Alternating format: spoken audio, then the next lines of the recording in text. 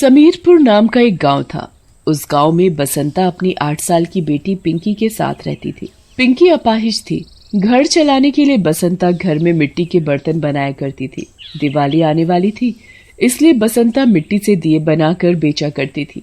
एक दिन बसंता थकी हारी घर लौटती है। आज भी कोई दिया नहीं बिका, ऐसे कैसे घर चलेगा। माँ उदास मत होइए, आज नहीं तो कल हमारे दिए जरूर बिकेंगे। अच्छा माँ, एक बात बोलूं? हाँ मेरी बच्ची बोलो। मैं सोच रही थी कि क्यों ना हम दिए के साथ साथ पटाखे भी बेचे। क्या पता पटाखे के साथ साथ दिए भी बिक जाए हमारे। बात तो तुम बिल्कुल सही बोल रही हो, पर मैं तुम्हें इस हालत में अपने साथ नहीं ले जा सकती। माँ मैं घर में बैठी बैठी बोर हो जाती हूँ, आपके साथ जाऊंगी तो मुझे अच्छा लगेगा। ठीक है, कल हम दोनों साथ में चलते हैं। सुबह होते ही दोनों साथ में पटाखे बेचने निकलते हैं। पटाखे ले लो, पटाखे ले लो, पटाखे ले लो। तभी एक आदमी उनके पास आता है। ये भी कोई पटाखे होते हैं? ये सब कचरा है, कचरा। इन्हें तो किसी कचरे में जाकर फेंक दो। ऐसे पटाखे जलाने से कहीं हमारे बच्चों को कुछ नुकसान पहुंचा तो नहीं, मुझे नहीं चाहिए। फिर वो आदमी वहाँ से चला जाता है। फिर दोनों एक कपड़े की दुकान पर जाते हैं। बाबूजी पटाखे ले लीजिए अपने बच्चों के लिए। हुडी बाबा, चल चल निकल यहाँ से, पता नहीं कहाँ से आ जाते हैं। अरे इन्हें यहाँ से कोई निकालो। हुडी दादा। दुकानदार दोनों को धक्का देकर दुकान से बाहर निकाल देता है। बसंता नीचे गिर जाती है और उसके टोकरे में रखे सारे दिए टूट जाते हैं। माँ उठो, आपको कोई चोट तो नहीं आई ना? चलो माँ घर चलते हैं। जैसे तैसे दोनों घर पहुँचते हैं। माँ तुम आराम करो, मैं तुम्हारे लिए दवा का इंतजाम करती हूँ। बसंता को बीमार देख पिंकी परेशान हो जाती है। ऊपर से उसके पास इतने पैसे भी नहीं होते कि माँ के लिए दवा ला सके। पिंकी उदास मन लिए गांव के पास बनी नदी के पास जाती है और वहाँ बैठकर पिंकी रोने लगती है। पर पिंकी को नहीं पता होता कि जिस नदी के पास वो बैठी है उस नदी के पास एक चुड़ैल भी रहती है। पिंकी को रोता हुआ देखकर चुड़ैल उसके पास आ जाती है। क्या हुआ बेटी, क्यों रो रही हो? चुड़ैल, मुझे मत मारो, मुझे जाने दो, मुझे अपनी माँ के पास जाना है। घबराओ मत बेटी, मैं तुम्हें कुछ नहीं करूँगी। अगर मुझे तुमको खाना ही होता तो तुम्हें बिना बताए ही मैं तुम्हें खा जाती। अब बताओ तुम इतनी दुखी क्यों हो? मेरी माँ बहुत बीमार है, उनके इलाज के लिए मेरे पास पैसे नहीं है। बिना इलाज के कहीं मेरी माँ को कुछ हो गया तो। नहीं, उन्हें कुछ नहीं होगा। अरे और ऐसा नहीं सोचते। मेरी माँ मिट्टी के दिए और पटाखे बेचकर घर चलाती थी। अच्छा, अगर तुम्हारी ये समस्या हल हो जाए तो तुम्हारी माँ की जगह मैं पटाखे बेचने जाऊंगी और तुम घर पर बैठकर अपनी माँ की देखभाल करना। सच में? पर तुम्हारा ये रूप देखकर कोई भी तुमसे पटाखे नहीं खरीदेगा। तभी चुड़ैल एक औरत के रूप में बदल जाती है। अब मुझे कोई नहीं पहचानेगा। बेटी अब तुम घर जाओ। फिर क्या था, पिंकी हंसी खुशी घर चली जाती है और चुड़ैल सिर पर टोकरा रखकर गांव में पटाखे बेचने जाती है। पटाखे ले लो, दिए ले लो। तभी चुड़ैल के पास एक बच्चा आता है। पटाखे वाली आंटी, क्या आप मुझे पटाखे दोगी? हाँ बच्चे, बताओ कौन सा पटाखा दूं? ये रॉकेट चाहिए तुम्हें? हाँ, ये बहुत अच्छा है। हुई। तभी बच्चे का पापा विक्रम वहाँ आ जाता है और चुड़ैल को डांटने लगता है। कहीं तुम्हारा दिमाग तो खराब नहीं हो गया? बच्चे ने पटाखा मांगा तो तुमने फट से उसके हाथ में रॉकेट पकड़ा दिया। तुम्हारे पटाखे घटिया होते हैं, इन्हें हमारे गांव में मत बेचो। नहीं, ये पटाखे तो बहुत अच्छे जलते हैं। आप एक बार इन्हें जलाकर तो देखो। एक बार बोल दिया, समझ नहीं आती क्या? अपना टोकरा उठा और चलती बन यहाँ से। फिर क्या था, चुड़ैल को बहुत तेज गुस्सा आता है और वो तभी अपने चुड़ैल रूप में आ जाती है और मुरली की पीठ में एक रॉकेट बांध देती है। अरे तुम तो कोई चुड़ैल हो, मुझे छोड़ दो, जाने दो मुझे। जब ये रॉकेट चलेगा ना तब पता चलेगा तुझे कि ये कितना बुरा है। फिर क्या था, चुड़ैल रॉकेट में आग लगाती है आग लगते ही मुरली दूर जाकर गिरता है। ऐसे ही चुड़ैल फिर आगे बढ़ती है, पर पूरे दिन गांव भर में घूमने के बाद भी उसका ना तो दिया बिकता है और ना ही पटाखा। अगर आज एक भी पटाखा नहीं बिका तो पिंकी की माँ का इलाज कैसे होगा? चुड़ैल सोच में पड़ जाती है, क्यों ना मैं बाजार में जाकर बेचूं इन्हें। चुड़ैल बाजार में जाती है। तभी चुड़ैल को वहाँ एक बच्चा अपनी माँ से दुकान में रखे पटाखे लेने की जिद करता दिखाई देता है। बहन, बच्चा बहुत रो रहा है, तो मुझसे ये पटाखे खरीद लो, मैं बहुत गरीब हूँ। औरत को उस पर तरस आता है तो वो अपने बच्चे के लिए कुछ पटाखे खरीद लेती है। कुछ पैसे हाथ आते ही चुड़ैल पिंकी को वो पैसे दे देती है। तुम बहुत अच्छी हो, तुम्हारी वजह से मेरी माँ अब ठीक हो जाएगी। चुड़ैल फिर से जंगल जाती है और चुपचाप ढेर सारे पटाखे बनाती है। अगले दिन सभी पटाखों को टोकरे में भरकर जगह जगह बेचती है। थोड़ी ही देर में चुड़ैल का पूरा टोकरा खाली हो जाता है। चुड़ैल के पटाखों की बात धीरे धीरे सभी पटाखों की दुकानों तक पहुंच जाती है। अरे भाई, तुमने भी वही सुना क्या जो मैंने भी सुना? तुम शायद उस पटाखे वाली की बात कर रहे हो। हाँ हाँ, वही। सभी लोग उसी से ही पटाखे खरीद रहे हैं। ऐसे तो हमारा दिवाला ही निकल जाएगा। तभी वहाँ विमल आ जाता है। अरे भाइयों, वो जो पटाखे वाली है ना, वो कोई साधारण औरत नहीं है, वो तो कोई चुड़ैल है, चुड़ैल। चुड़ैल। लगता है तुमने कोई नशा वशा किया हुआ है। अरे कोई चुड़ैल वुड़ैल नहीं होती। मैं सच बोल रहा हूँ, मेरा यकीन करो तुम। मैंने उसे देखा है। देखो उसने मेरा क्या हाल बना दिया, मुझे रॉकेट में बांध कर उड़ा दिया। छुप कर देखना पड़ेगा कि वो कहाँ से आती है और इतने सारे पटाखे कहाँ से लाती है। सभी मिलकर उस पटाखे वाली को ढूंढकर उसका पीछा करते हैं। जंगल में उसे जादू से ढेर सारे पटाखे बनाते हुए सब देख लेते हैं। अच्छा, तो ये बात है विमल भाई, जो तुमने बोला था बिल्कुल सही बोला था। ये तो सच में चुड़ैल निकली। ये तो अपने जादू से पटाखे बनाकर बेचती है, पर ये ऐसा क्यों कर रही है वो भी मुझे पता है। वो जो बसंता है ना, ये उनके लिए सब कर रही है। अच्छा, ये सब उसका करा धरा है। भाइयों, वो हम सबसे बदला ले रही है, क्योंकि हम उसके पटाखे और दिए बिकने नहीं देते ना, इसलिए उसने इस चुड़ैल को अपने घर पनाह दे रखी है। चलो भाइयों, आज उस बसंता की खैर नहीं, सभी को चुड़ैल के बारे में बताते हैं। फिर सभी लोग गांव में जाकर सबको चुड़ैल के बारे में बता देते हैं। अच्छा, तभी मैं कहूँ कि उसके पटाखे कुछ अजीब ही हैं। अरे, इसका मतलब हमारे गांव पर चुड़ैल का साया है। ऐसे तो वो एक एक करके हम लोगों को खा भी सकती है। नहीं नहीं, ऐसा नहीं होगा। चलो भाइयों, सब आज हम उस चुड़ैल को मार डालेंगे। फिर क्या था, पूरा गांव हाथ में मशाल लिए बसंता के घर पहुंच जाता है। बसंता, ओ बसंता, बाहर निकल। बीमार हालत में ढीली सी बसंता और पिंकी घर से बाहर आते हैं। क्या हुआ भाइयों, इतनी भीड़ क्यों लगा रखी है? क्या बात है? अरे, इन्हें उस चुड़ैल के बारे में सब पता चल गया। उस चुड़ैल को आज हम मार डालेंगे।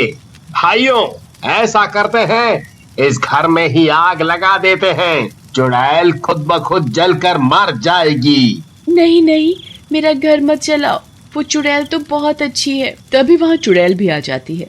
ये वही चुड़ैल है, मारो उसे।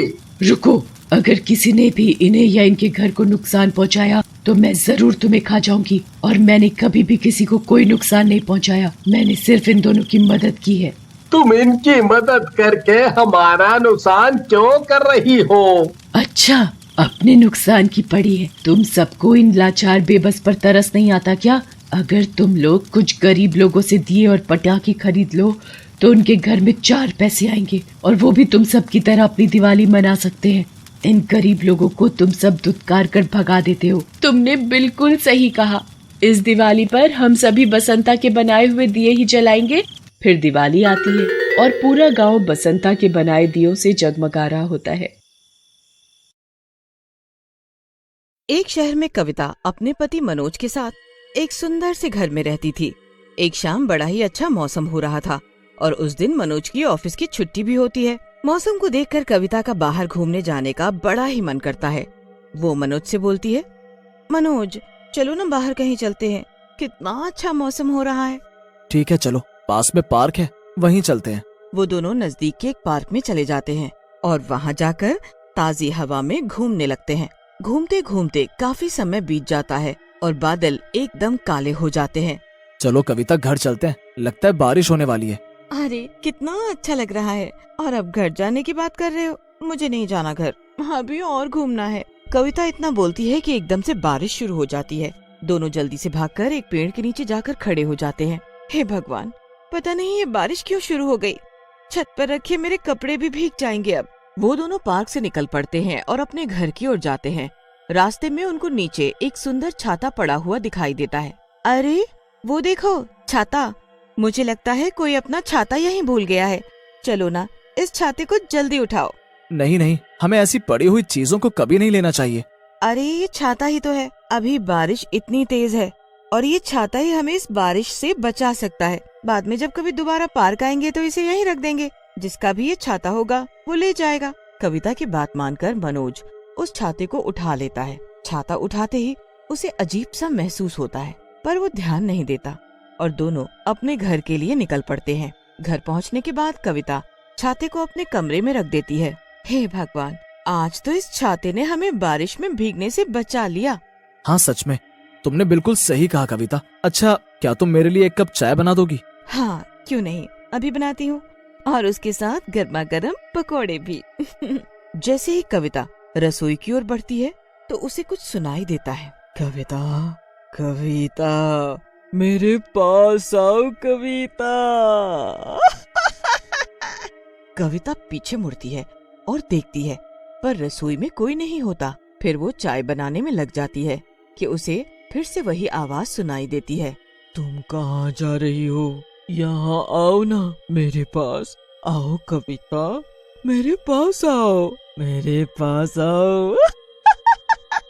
आवाज सुनकर कविता बहुत डर जाती है और पीछे की ओर हटने लगती है। तभी उसे अपने कंधे पर किसी का हाथ महसूस होता है। कौन है मेरे पीछे? कविता, ये मैं हूँ। तुम्हें क्या हुआ? तुम इतना डरी क्यों हुई हो? ओह मनोज, ये तुम हो? मुझे लगा कि कोई और है। हमारे अलावा यहाँ और कौन मौजूद हो सकता है? मुझे लगता है तुम बहुत थक गई हो। मुझे बार बार एक आवाज सुनाई दे रही थी, जैसे मेरा नाम लेकर कोई मुझे पुकार रहा हो, और पता है वो आवाज मेरे कमरे से आ रही थी। ऐसा कुछ भी नहीं है कविता, तुम बस आराम करो और मैं चाय अपने हिसाब से बना लूंगा। मनोज कविता की बातों पर ज्यादा ध्यान नहीं देता है और अपने लिए चाय बनाने के लिए रसोई में चला जाता है। कविता अपने कमरे में जाकर लेट जाती है कि तभी उसे फिर से वही आवाज आती है। कविता डर कर बैठ जाती है, ध्यान से आवाज सुनने की कोशिश करती है। आवाज कहीं और से नहीं बल्कि उस छाते से आ रही होती है और वो छाता अपने आप हिल रहा होता है। कविता डर कर कमरे से भागती है। छाता एकदम नीचे गिर पड़ता है और अपने आप खुल जाता है। छाता खुलते ही उसमें से एक चुड़ैल बाहर आती है। कहाँ गई ये औरत? इसे मैं जिंदा नहीं छोड़ूंगी, और फिर इसके मरने के बाद ही तो इसका पति मेरा हो पाएगा। जब उसने मुझे सड़क से उठाया, मुझे तो तभी उससे प्यार हो गया था। अब चाहे कुछ भी हो जाए, मैं इसकी बीवी की जान लेकर रहूंगी और हमेशा इसके पति के साथ रहूंगी। उसके बाद चुड़ैल छाता उठाती है और घर के बाहर बारिश में घूमने लगती है। दूसरी ओर रसोई में कविता अपने पति को सारी बात बता रही होती है, पर मनोज को अभी भी उसकी बात पर यकीन नहीं होता। कविता, अब आप ये सब भूल जाओ और आराम करो। कविता मनोज की बात मानकर फिर से अपने कमरे में जाती है और देखती है कि छाता अपनी जगह पर नहीं है। जैसे ही वो उस छाते को ढूंढने लगती है तो उसकी नजर खिड़की के बाहर जाती है। बाहर बहुत तेज बारिश हो रही होती है और एक भयानक शक्ल की चुड़ैल उसी छाते को लेकर बारिश में घूम रही होती है। कविता तो उस चुड़ैल को देखकर एकदम बर्फ की तरह वहीं जम जाती है। उसके मुंह से चिल्लाने की भी आवाज नहीं निकलती। वो तो बस टकटकी लगाए बाहर देखती रहती है और एकदम वो चुड़ैल सामने से गायब हो जाती है। कविता को होश आता है कि तभी चुड़ैल उसके पीछे खड़ी होकर उसके कंधे पर अपना हाथ मनोज, मनोज ये तुम ही हो ना? मुझे पता है कि ये तुम ही हो मनोज, प्लीज ऐसे मजाक मत करो। पता है मैंने अभी सामने एक चुड़ैल को उस छाते के साथ बाहर देखा। कविता, कविता। आवाज सुनकर कविता सहम जाती है। जैसे ही वो पीछे मुड़ती है तो वो चुड़ैल को देखकर कांप उठती है। वो वहां से भागने की कोशिश करती है, लेकिन चुड़ैल अपने छाते की मदद से कविता को अपनी तरफ खींच लेती है। कविता चुड़ैल की ओर खिंचती चली आती है। कविता वहां से भागने के लिए चुड़ैल से छाता छीनने की कोशिश करती है, लेकिन चुड़ैल की जादुई शक्तियों की मदद से चुड़ैल कविता को छाते के साथ ही हवा में लटका देती है।